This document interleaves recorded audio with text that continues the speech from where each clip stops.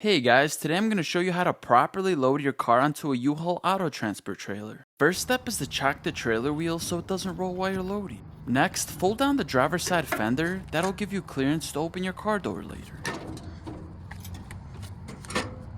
Now release and pull out both loading ramps from underneath the trailer.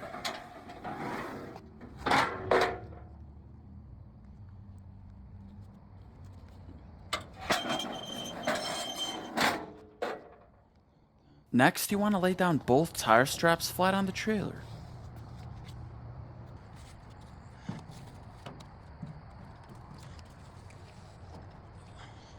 Now you can unhook the safety chains from underneath the trailer.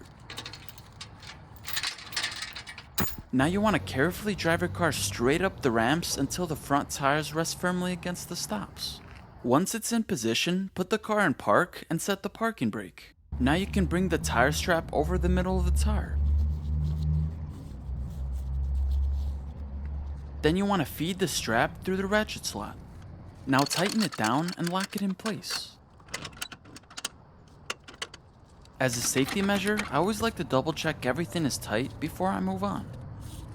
Then do the same to the other side. Now secure the front chain to a solid point on the car. I'm using the subframe. Then do the same thing at the rear. Now you can slide the rams back into their slots. Remove the wheel chocks and fold the fender back up and lock it in place. Then just triple check both straps are tight, chains are secure, and if everything looks good, you're ready to roll.